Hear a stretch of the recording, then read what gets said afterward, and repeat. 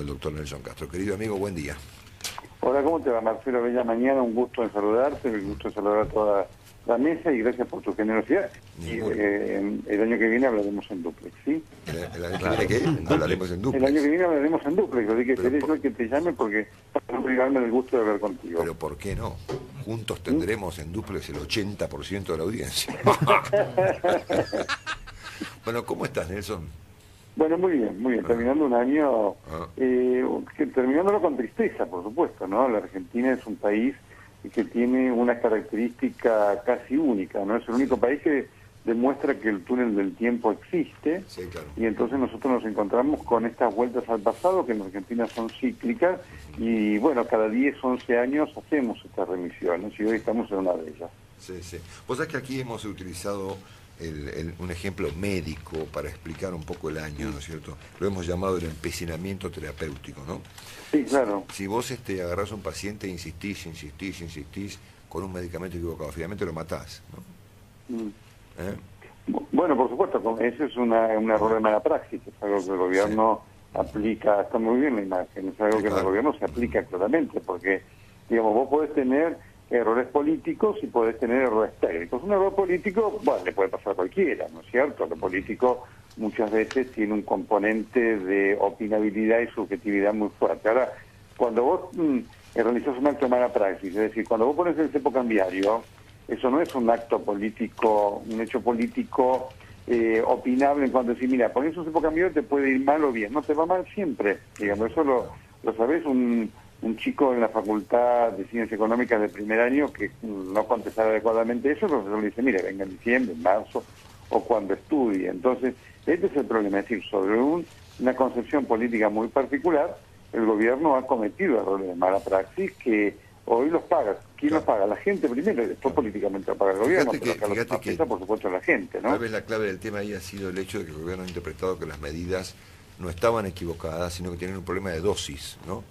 Eso faltaba más. Mira, de hecho, hoy, hace minutos, se acaba de prorrogar el blanqueo. Sí, bueno, evidentemente esta gente supone que el problema no es el medicamento, sino su dosis.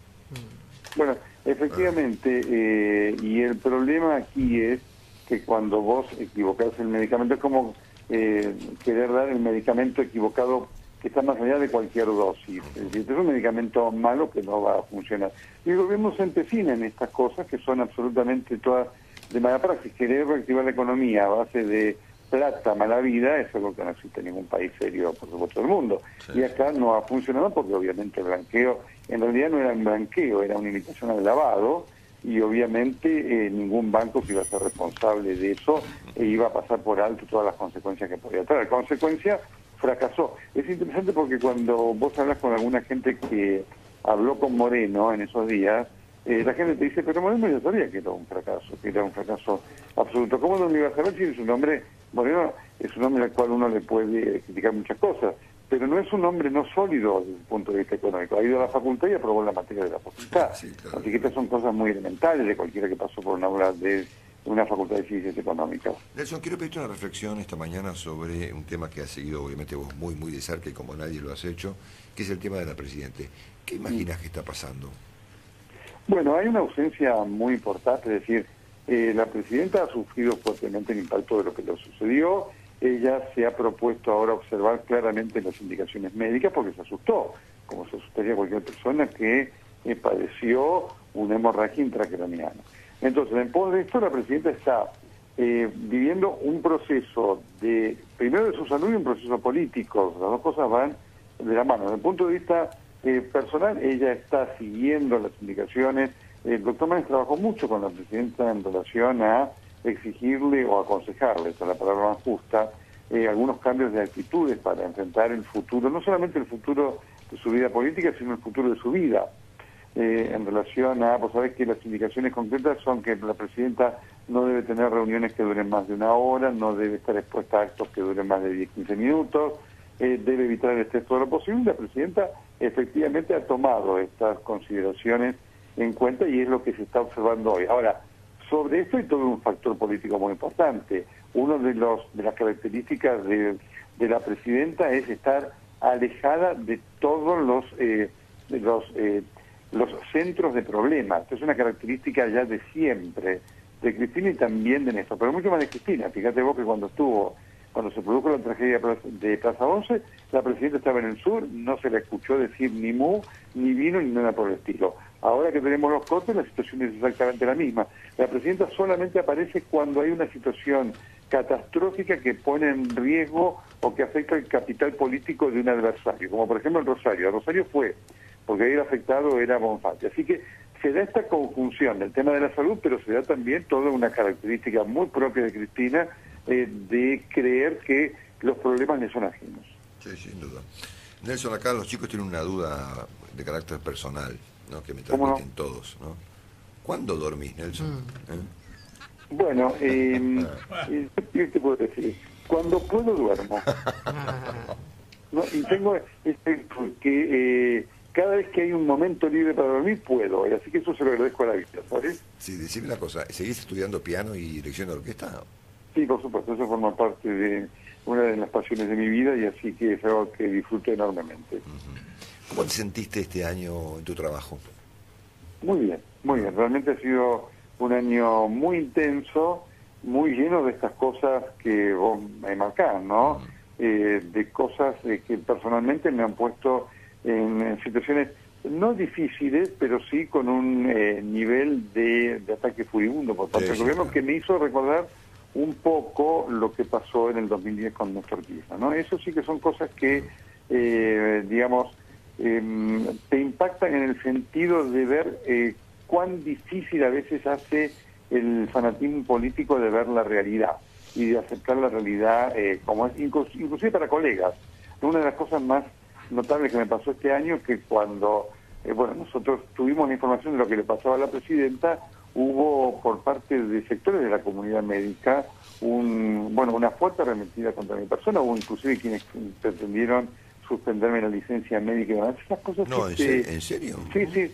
Te impactan porque eso forma parte de lo que ha sido esta década en cuanto a una negativa de aceptación de la realidad y creer que todo es parte de un complot. Los cortes faltó decir en estos días que el calor era destituyente. Salvo eso, pues se dijo todo. Bueno, algo así me pasó y realmente son cosas que te impresionan, no por lo personal, porque a mí esto por supuesto no me afecta y uno ya lo sabe, pero sí como diagnóstico del momento social que se vive y de lo que ha generado el kirchnerismo dentro de sus acólitos.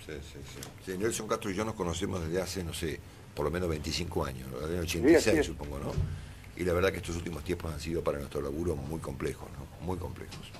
No, por supuesto, porque yo nunca había escuchado semejante cosa como lo de sacarte la licencia médica, pero bueno, ahí superaste todo, digamos, ¿no? Pero forma parte todo de lo mismo.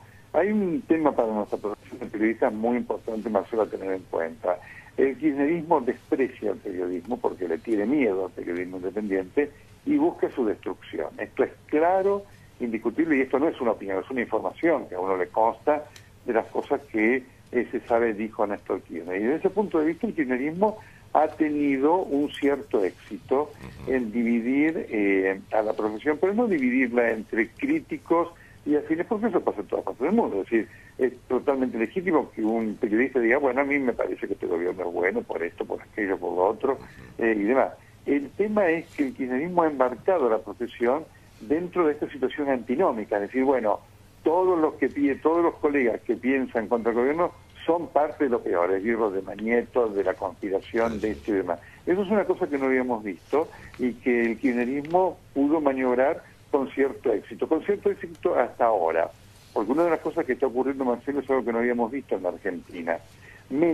A Menem no le explotó la bomba de lo que había dejado porque se fue, porque no pudo tener una permanencia en el poder. En un tercer mandato te agarra, digamos. Exactamente. Esta es la lección que deja este momento, ¿no es cierto? Cuando vos haces las cosas mal, 2 mandatos te aguantan, un tercer mandato no, y es el gobierno que está ahora pagando las consecuencias de sus propios errores de una manera fenomenal, porque atención con esto, ¿no? El desmoronamiento que se está viendo del relato en este último mes y medio,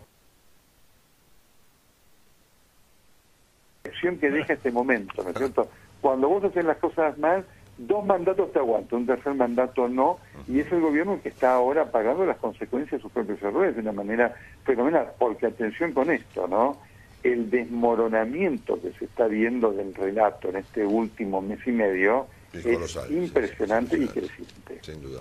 Bueno, además de saludarte, mandarte todos acá un abrazo muy grande sí, doctor, acá no, Alberto. Hola, Nelson, Cormilo te habla, ¿cómo te va? Hola, ¿qué tal, Alberto? ¿Cómo está? Qué gusto saludarlo. Bueno, yo lo que te quería agradecer nuevamente fue tu generosidad en la conferencia esa que dimos juntos en La Plata. Pero por favor, es lo que corresponde. Yo tengo un enorme reconocimiento. Alberto, uno de los capitales que puede tener cualquier periodista es reconocer los hechos de la realidad. Y en aquel momento sentí que correspondía marcar el reconocimiento a toda su tarea de docencia médica en los medios, que en algún momento les generó críticas, envidia, recelos, situaciones nunca agradables, pero que fueron producto efectivamente de una tarea muy importante para la sociedad, porque los médicos tienen que estar en los medios. El medio es un instrumento muy importante para educar en medicina, y usted vino no solamente con ese concepto, sino con el concepto de prevención, que es hacia el cual la medicina se debe encargar. Así que, ¿cómo no destacarlo? Eso es lo que corresponde. Pues es que Alberto está por cumplir 50 años en la televisión. Labura en la tele antes de que estuviera la tele. Antes de Cristo. Pero muy importante, y además se le enfrentó todo un tema, el de la obesidad, que en algún momento parecía como una cosa absolutamente secundaria y superficial, y él, obviamente como conocedor, le supo dar la envergadura de patología de enfermedad que, bueno, años después se ha reconocido, y hoy es uno de los grandes problemas, una de las grandes causas de otras dolencias que enfrenta el mundo moderno, ¿no? Sí, sí. Bueno, estamos acá, un último comentario, Nelson. Rolo Villar, María y yo estamos dispuestos a negociar con vos un asunto. Decime. Pues ustedes saben que el doctor Nelson Castro tiene a quien fuera mi primer productor, al señor Alejandro Guevara. Exactamente. Que pasó de mí a él. Y nosotros le retuvimos a Leandro Gonzante. Es verdad. Sí, claro, exactamente. Está muy bien. ¿Lo cambiamos? Estamos dispuestos a negociar un canje. Me quieren tirar de nuevo para allá, Nelson. Un canje de prisioneros. Un canje, claro, un canje de prisionero. Se avivaron, doctor. Después de un año se avivaron. Buscamos un punto intermedio entre Radio Continental y Radio Mitre. Ponerle a ver dónde puede ser. Y la entrega tendría que Callao ser y Corriente, ¿no es cierto? Callao y Corriente. Bueno, nosotros lo largamos en La Valle y Callao, a Bolsante, y vos lo largás a Alejandro Guevara en Corriente. Y ahí en el medio cambiamos los prisioneros. Yo lo llevo a Bolsante. Esto hay que hacerlo a la luz del público, porque te podés imaginar después lo que puede pasar, ¿no es cierto?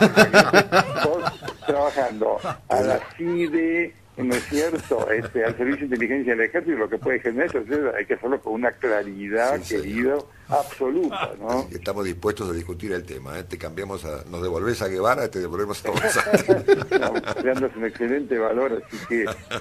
Aparte se da una cosa increíble. Sí. Pues están Castro y Guevara, ¿viste? Claro. Qué dupla, ¿no? Qué dupla.